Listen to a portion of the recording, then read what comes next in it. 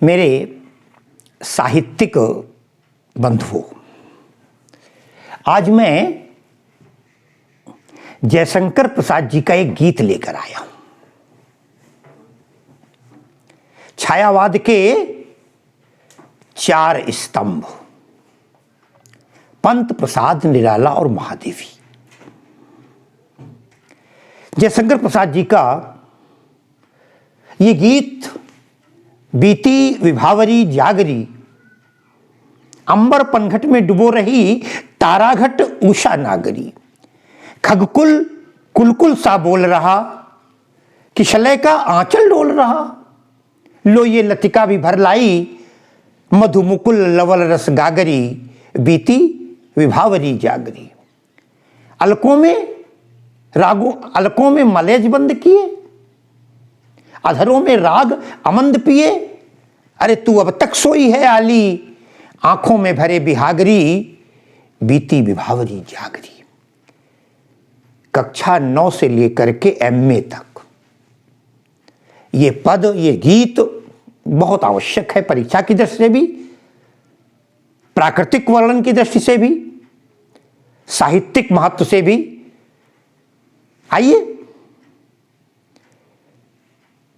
छायावाद के स्तंभ के रूप में प्रसाद जी को जब याद करते हैं, उसका एक और कारण भी है। छायावाद के स्तंभ तो और लोग भी हैं, लेकिन प्रसाद जी के साथ एक बहुत बड़ा गुण यह है कि कवि भी हैं, कवि ही नहीं महाकवि। अरे भाई, कहानी लिखी है ना, नाटककार हैं, ध्रुव स्वामिनी, स्कंदगुप्त जैसे नाटक MA में चल रहे हैं।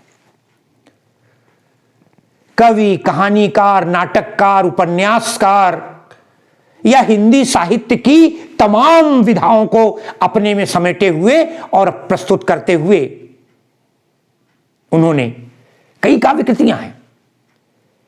जब प्रसाद जी का वियोग पक्ष में भी आते हैं तब भी बड़ा अच्छा लगता है।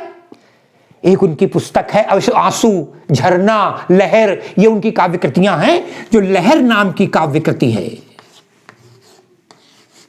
उसमें ये गीत है। सामान्य सा गीत कक्षा 9, 10, 11, 12 तक के विद्यार्थी अगर समझ रहे हैं तो इतना जान लो कि कोई किसी को जगा रहा है, और जगाने वाली नायिका है, और जो सो रही है वो नायिका है। एक किशोरावस्था की नायिका एक दूसरी स्त्री को जगा रही है, इसलिए कहा कि जागरी, स्त्रीलिंग हो गया। और अगर यहां देखते हैं, तू अब तक सोई है आली, हे सखी तू अब तक सो रही है। साथियों, जगाने की क्रम तो बहुत पुराना है हमारे यहां। मैंने पढ़ा था कक्षा 2 या 3 में एक कविता, कभी उठो लाल अब आंखें खोलो। शायद आपने उसे बहुतन पढ़ा होगा, सुना होगा। उठो लाल अब आंखें खोलो, मां कहती है पानी लाई हूं मुंह धो लो। बच्चा शायद कहता हो अभी सवेरा नहीं हुआ है, और सवेरा होने के तमाम प्रतीक सामने प्रस्तुत कर देती है। सूरज निकला, चिड़ियां बोली, कलियों ने भी आंखें खोली, आसमान में छाई लाली, हवा बही सुख देने वाली। तो इस प्रकार का ये, इससे पता लगता है कि सवेरा हो गया है। यहां पर प्रसाद जैसा कवि कहता है बीती विभावरी, बीत गई है। विभावरी कहते हैं रात को, ध्यान रखिएगा। विभावरी जो है रात के लिए प्रयोग हुआ है। रात बीत गई है, इसलिए जागरी, अब जग जाओ। ये केवल मैंने कहा था 12 तक के बच्चों के लिए। अगर आप BA और MA में हैं तो ध्यान रखिएगा। अरे पूरे प्रातःकालीन बेला को ही एक नायिका के रूप में प्रस्तुत किया गया है। यही तो मानवीकरण है, यही तो रूपक है। स्वयं पूरे भोर में नायिका सोई हुई है, सवेरा हो जाओ, सुबह उठो, सवेरे जग जाओ, या स्वयं रात्रि खत्म हो जाए। अब प्रातःकालीन नायिका को सामने आ जाना चाहिए, प्रातःकाल को सामने आ जाना चाहिए, सवेरे को सामने आ जाना चाहिए। उसे एक प्रकृति को एक नायिका के रूप में प्रसाद जी सजाकर पेश करते हैं। बीती विभावरी जागरी। सोने वाला कहता है अभी टाइम नहीं हुआ, अभी और सोएंगे। जब हम अलार्म लगा देते हैं तब भी दबा देते हैं, 10 मिनट बाद उठ जाएंगे। क्यों? नींद बड़ी हुई। कह रहे हैं सवेरा हो गया है। प्रतीक चिन्ह देखें तो हम सारे कहते हैं अंबर पनघट में डुबो रही, अंबर पनघट में डुबो रही ताराघट उषा नागरी। बड़ा सुंदर दृश्य है। सवेरे सवेरे गांव में पनिहारिन पानी भरने जाया करती थी। पनघट शब्द आया है, पनघट में पानी भरा जाता है। पानी में जब घड़ा डुबोया जाए उसे पनघट कहा करते थे। चाहे वो कुआं हो सकता है, वो तालाब हो सकती है, वो नदी हो सकती है, वो जलाशय कोई भी हो सकता है। कह रहे सवेरा हो गया, कैसे पता लगा? रात में सन्नाटा रहता है लेकिन लोग पानी भरने लगे सुबह उठ करके। बहुत सारे मोहल्ले ऐसे हैं जहां आज भी सरकारी पंप नल लगे हुए हैं और उसमें लाइन लग जाती है, सुबह नल आ गया, नल आ गया, नल आ गया। यहां समझा रहे हैं प्रसाद जी, कहते हैं अरे अंबर पनघट में, यहां कौन सा पनघट है? बोले आकाश। ध्यान दीजिएगा कितना बढ़िया रूपक है। अंबर पनघट में, आकाश रूपी पनघट में, आकाश को पूरा पनघट मान लिया, तालाब मान लिया। अंबर पनघट में क्या हो रहा है? डुबो रही। भाई जब पानी भरेंगे ना, अरे कुएं में पानी भरेंगे तो बाल्टी डुबोएंगे, जिससे पानी लेंगे। नदी में भी भर रहे हैं पानी, कोई बर्तन तो होगा। अंबर रूपी पनघट में, आकाश रूपी पनघट में डुबो रही। क्या डुबो रही है? बोले तारा घट, तारे रूपी घड़े। कितना सुंदर दृश्य है।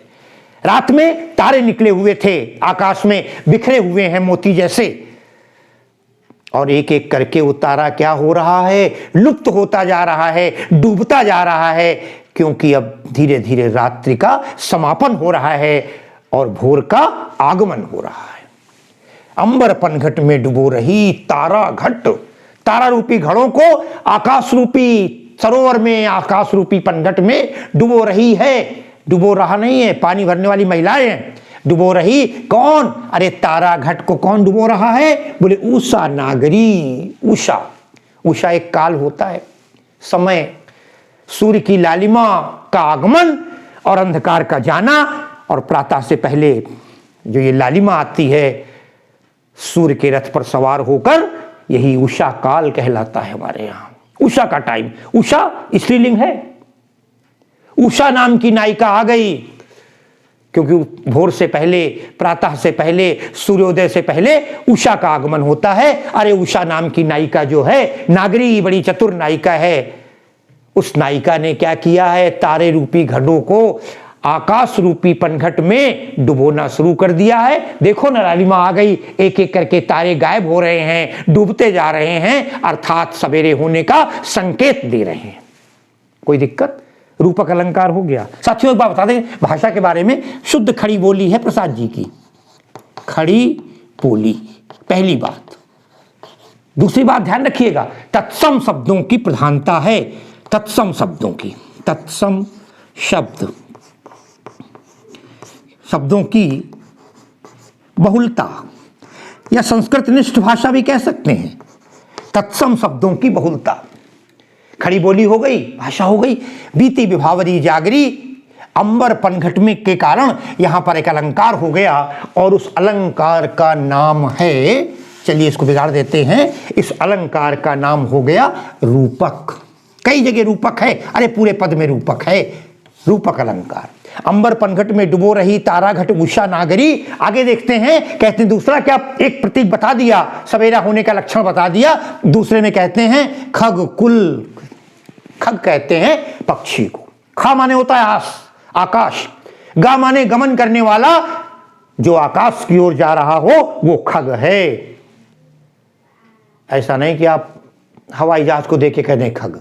एक खग पर्यायवाची है, पर होने चाहिए पंख, इसके बारे पक्षी कहा गया है। वो पक्ष जिसके हों, पंख हों, पंख तो हवाई जहाज के भी होते हैं, ठीक है ना। तो सजीव, तो खगकुल जो पक्षियों का कुल है, तमाम सारे पक्षी जो अभी तक रैन बसेरे में थे, तरु के कोटर में थे पेड़ों के, अब उन्होंने क्या करना शुरू कर दिया? कुल कुल सा बोल रहा, कुल बुलाने लगे हैं पक्षी, चहकने लगे हैं पक्षी, पक्षियों का मधुर गान शुरू हो गया है। चारों तरफ पक्षियों की बढ़िया सुंदर आवाज आ रही है।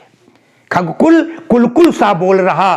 ध्यान रखिएगा, खगकुल, यहां कुल का अर्थ परिवार है, और ये कुलकुल में एक आवाज है। दोनों कुलकुल का अर्थ अलग अलग है, इसलिए यहां पर यमक अलंकार हो जाएगा। खगकुल कुलकुल सा बोल रहा। ठीक है ना, ध्यान रखिएगा कुलकुल। अच्छा, कुलकुल में पुनरुक्त प्रकाश अपने आप हो जाएगा। यमक पुनरुक्ति प्रकाश, पुनरुक्ति प्रकाश अलंकार भी हो गया। खगकुल कुलकुल सा बोल रहा, कुलकुल सा, कुलकुल के समान उपमा दिखा सकते हैं आप, उपमा भी हो गया। अलंकारों की झड़ी लगी है।